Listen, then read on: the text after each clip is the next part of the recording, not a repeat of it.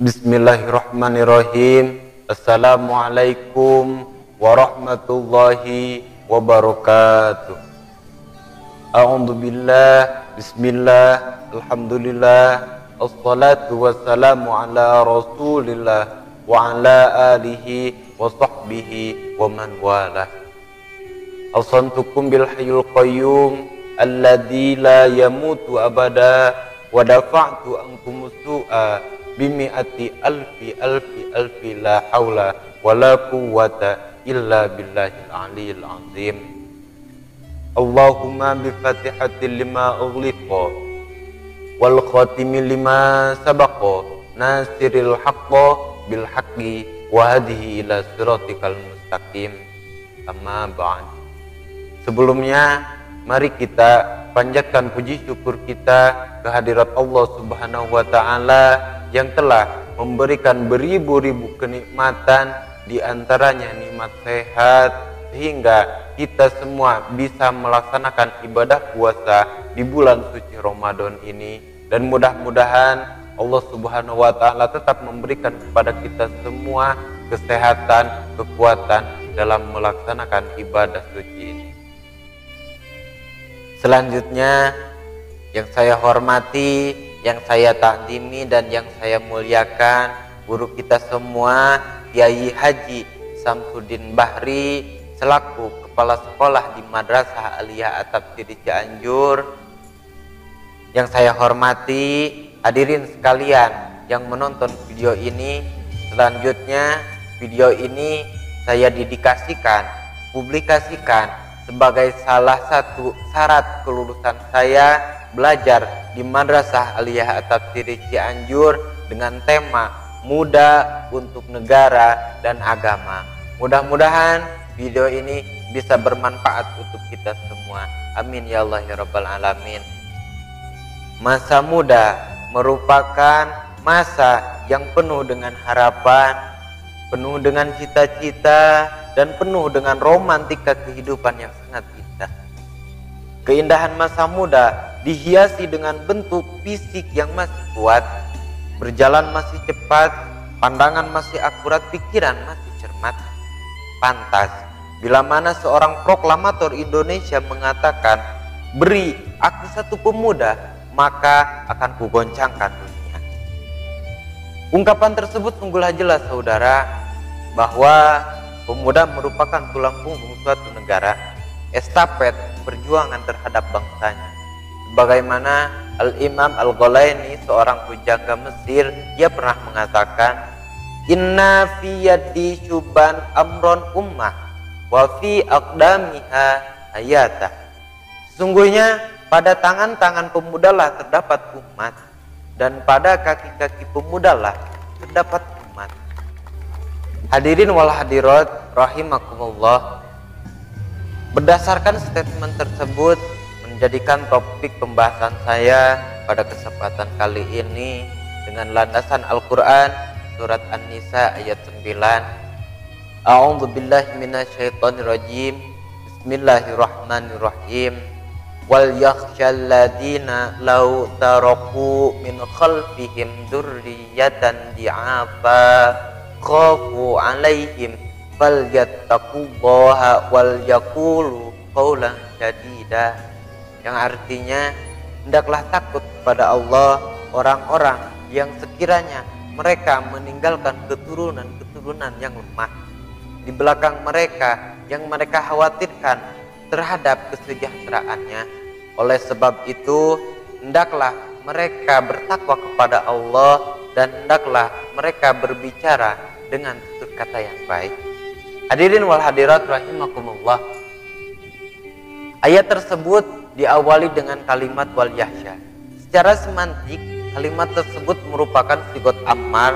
Menurut kaidah ammar dalam usul fikih dikatakan al aslu fil amri lil wujub. Pada dasarnya setiap perintah itu menunjukkan kepada kewajiban. Dengan demikian, kita harus takut jikalau kita meninggalkan keturunan-keturunan yang lemah. Profesor Dr. Bahrudin Yusuf Habibi pernah mengatakan, setidaknya ada 5 kelemahan yang harus kita jauhi. Apa saja kelemahan-kelemahan yang harus kita jauhi tersebut? Pertama, dhaiful amwal, lemah harta. Yang kedua, dhaiful juhdi, lemah semangat hidup.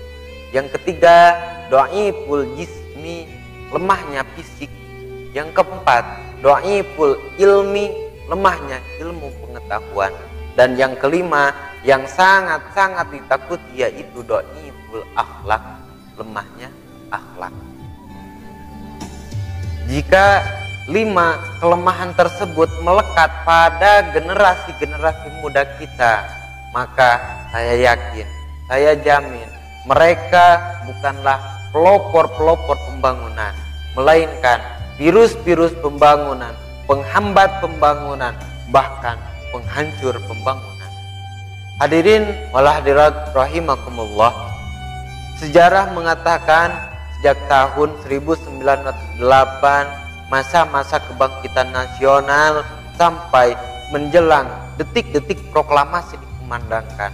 Bahkan kita mengenal Budi Utomo sebagai tokoh karismatik negara Indonesia, atau kita mengenal Insinyur Soekarno dengan istilah Bung Karno.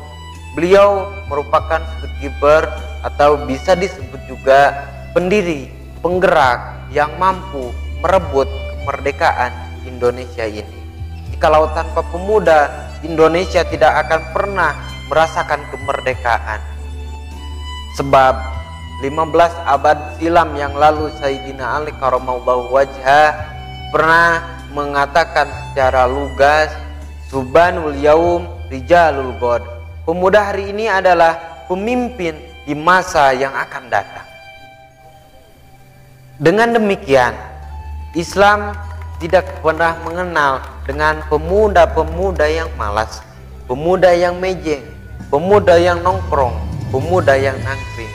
Tapi Islam membutuhkan pemuda-pemuda yang agresif, pemuda yang inovatif, pemuda yang produktif, dan pemuda yang progresif.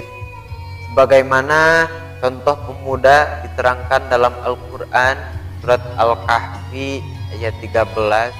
A'udzubillahi minasyaitonirrajim. Bismillahirrahmanirrahim. Nahnu naqussu 'alaika naba'ahum bil haqq.